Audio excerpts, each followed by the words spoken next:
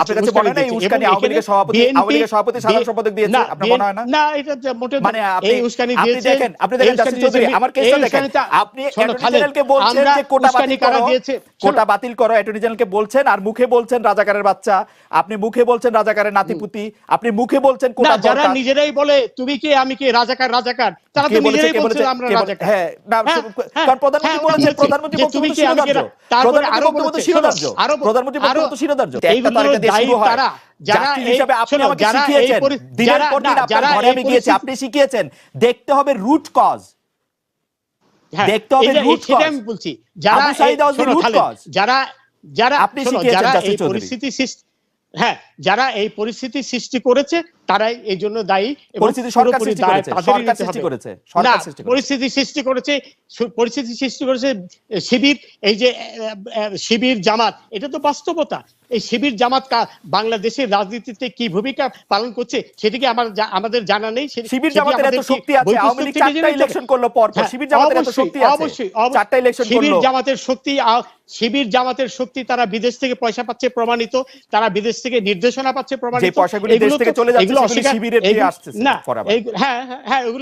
এগুলো শিবিররা আবার ফেরত পাচ্ছে। এই জিনিসগুলো তো বাস্তবতা, এগুলো তো প্রমাণিত সত্য কথা। এবং এই যে গতকাল যখন নূর নামে একজনকে যখন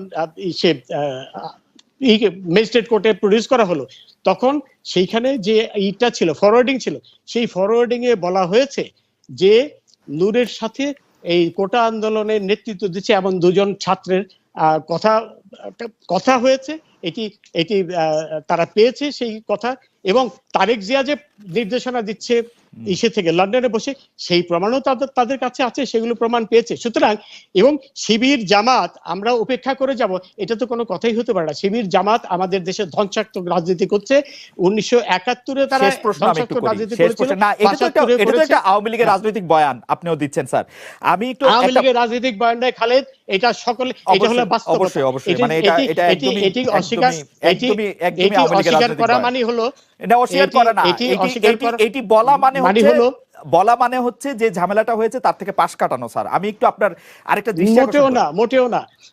শোনো, এই শিবির জামাতের একমাত্র উদ্দেশ্য দেশকে পাকিস্তান বানানো, দেশে তালেবানি রাষ্ট্র প্রতিষ্ঠা করা, এবং এই উদ্দেশ্য নিয়েই তারা, এটা তো জামাত শিবিরের সাথে তো আমার কথা, জামাত শিবিরের এই উদ্দেশ্যের কথা তো তারা বলে না, জামাত শিবির তো এই উদ্দেশ্যের কথা বলে না, এই যে সাধারণ ছাত্রদের শোনো খালেদ, সাধারণ ছাত্রদের ব্যবহার করা হয়েছে, তারা জানতো না, না জেনেই তারা এই জামাত শিবির বিএনপির ফাঁদে পা দিয়ে এখন কিন্তু তারা বুঝতে পেরেছে, বুঝে তারা জাসির চৌধুরী ফর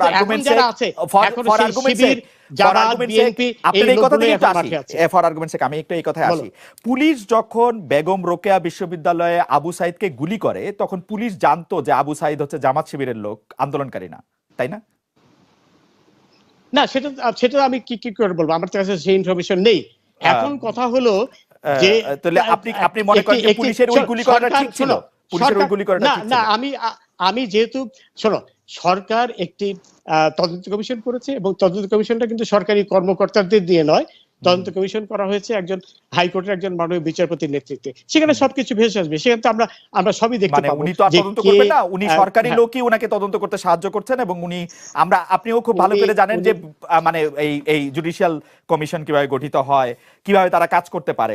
আমি ওই প্রসঙ্গে যেতে চাই না। তাহলে আপনি এই কথা বলছেন যে পুলিশ আসলে ধৈর্য ধরেছিল, এবং পুলিশ যেটি করেছে এটি ঠিক করেছে। এইজন্য না, পুলিশ না, আমি জেনারেলি বলছি, পুরো প্রেক্ষিতে বলছি, যখন এরা রাস্তাঘাট মানে প্রথম দুদিন পরে যখন তারা রাস্তাঘাট বন্ধ করে দিল, তখন সকলের নিরাপত্তার জন্য, সকলের রাস্তা চলার স্বাধীনতার জন্য পুলিশের অবশ্যই গুলি করে না, পুলিশের অবশ্যই অ্যাকশনে যাওয়ার দরকার ছিল, এবং সেই অর্থে পুলিশ ধৈর্যের পরিচয় দিয়েছে। পুলিশের উপর তো আক্রমণ হয়েছে, পুলিশের উপর আক্রমণ হয়েছে,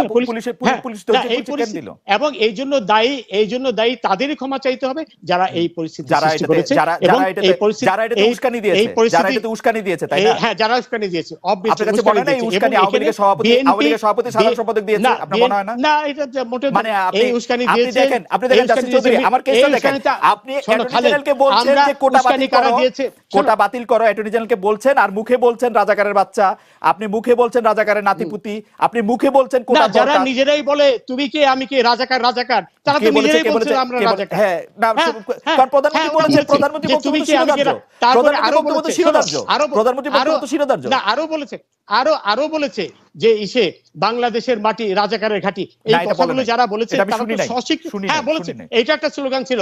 এবং সবচেয়ে আরেকটা বড় কথা হলো যে এইখানে এই কোটার, শোনো, কোটার সাথে ভারতের সম্পর্কটা কি, তারা ভারতের বিরুদ্ধে স্লোগান দিয়েছে।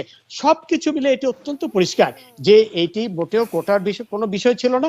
কোটার যে সাধারণ ছাত্ররা তারা এদের ফাঁদে পা দিয়েছিল তা না বুঝে, এবং যখন দেখলো আপিল বিভাগের রায়ের পরে তারা কিন্তু সবাই যার বিচারপতি চৌধুরী, আমি আপিল বিভাগের রায় এখন বুঝতে পেরেছে যে বিচারপতি চৌধুরী, আমি আপিল বিভাগের রায় আমি একটু বোঝার জন্য, আমি একটু বোঝার জন্য, এইসব লোকেরা। হ্যাঁ, বিচারপতি চৌধুরী, আমার একটু বোঝার জন্য যে তাইলে দেখা যাচ্ছে যে সরকার প্রথম থেকেই কোটা বাতিলের পক্ষে ছিল, মানে, এবং আন্দোলনকারীরা যা চেয়েছিল তাই চেয়েছে, প্রমাণিত, এটা প্রমাণিত এবং ডকুমেন্টেড।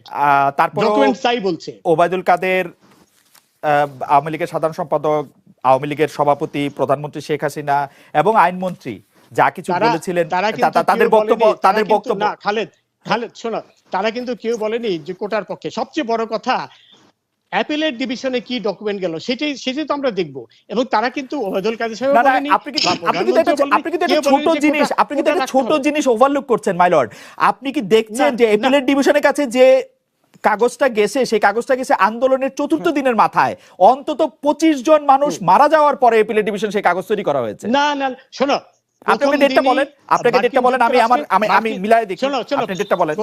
প্রথম দিনে এই ঘটনা ঘটার আগেই মার্কিন যুক্তরাষ্ট্রের ম্যাথিউ মিলার বলে ফেলল যে 2 জন লোক মারা গেছে, যেটি একেবারে নেহায়েত একটা মিথ্যাচার জনিত সংগঠন ছিল।